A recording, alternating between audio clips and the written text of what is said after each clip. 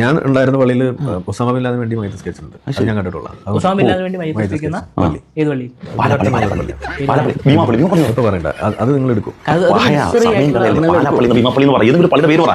അവിടെ അന്ന് ഇമാം ഇന്ന് ജാമിദാൻ കൂടെ തള്ളിവിട്. ജാമിദ ഇമാം ഇന്ന് ഇമാമുമായിട്ട് ഇന്ന് അജ്മൽ കസബിനും ഉസാമ ബിൻ ലാദന് വേണ്ടി ഇമാമ് ജാമിദ നിന്ന് നിങ്ങളെല്ലാം ഒന്നിച്ച് ജുമാ നിസ്കരിക്കാറുള്ളത്. ഭയ അങ്ങോട്ട് പറ. ജാമിദ ഇമാം ഇന്ന് ഞാൻ മാമുമായിട്ട് ഇന്ന് ഞങ്ങൾ നിസ്കരിച്ചെന്ന് പറ.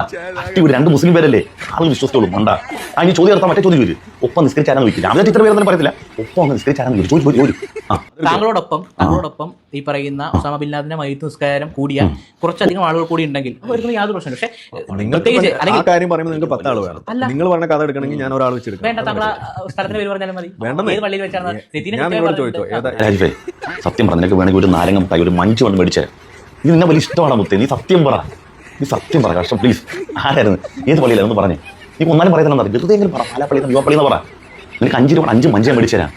കളിയായി പറഞ്ഞതല്ല, മൊയന്തേ മറന്നതല്ല, ഉരിയാത്ത നിന്റെ തോല് അതിലാണ് എനിക്ക് ഷൗക്ക്.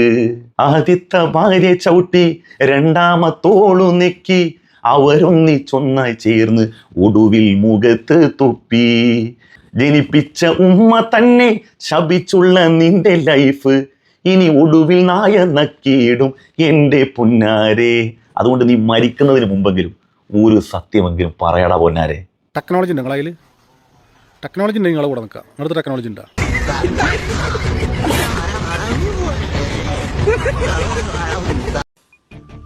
ചേട്ടാ അപമാനിച്ചു കഴിഞ്ഞെങ്കിൽ ഞാൻ പോയിക്കോട്ടെ. അപമാനത്തിന് തന്നെ അപമാനമാണ് നീ.